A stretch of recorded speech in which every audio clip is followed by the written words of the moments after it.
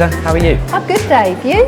Yeah, really great, thank you. How long have you been at Convergint now? Coming on 2.5 years, so you know, quite a bit of time now, and yeah, I'm really enjoying it actually. What is your role at Convergint? What do you do?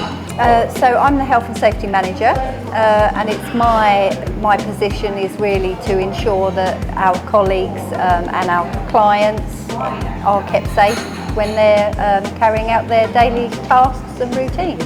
Remind me, what did you do before? So before this I was working for a small construction company, but I kind of fell into health and safety because my sister was a HSE inspector.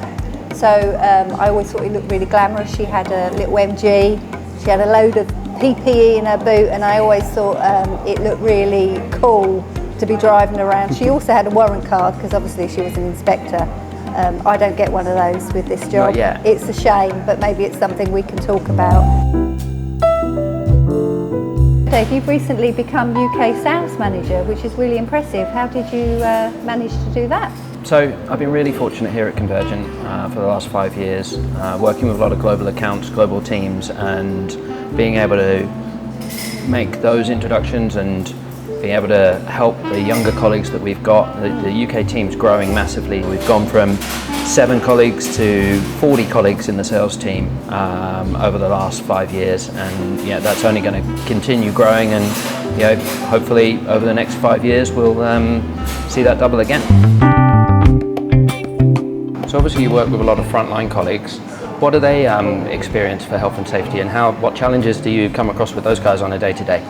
Yeah, so our frontline colleagues, they're really our foot soldiers. They're the guys that are out in the field interacting with those risks around members of the public, heavy machinery, hazardous substances.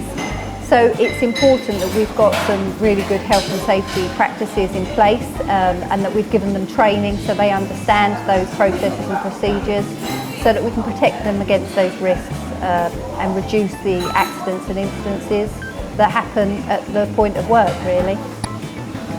How does health and safety help with our culture? So I think Convergint actually has a really positive health and safety culture. For instance, our values and beliefs that Convergint hold often find themselves into health and safety practices. So for instance, the communication side of things, that's really important, that we're communicating those health and safety messages to, for instance, those frontline workers. And also integrity, having integrity and owning your own position, and really owning the fact that safety is everybody's responsibility. And that's really important, that everybody that is going to work every day is going home safe at the end of the day. Can you tell me what we do to make sure everyone comes home safe every day?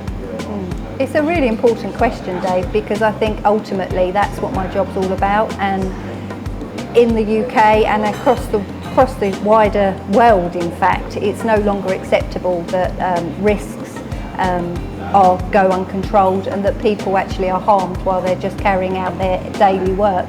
So for us as a company, we really make sure that we risk assess all of the tasks that we're asking our colleagues to do.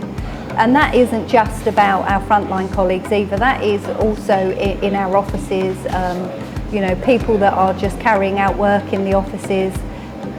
It's all risk assessed, and we make sure that we've got a good method statement in place that ensures that they can carry out that work safely.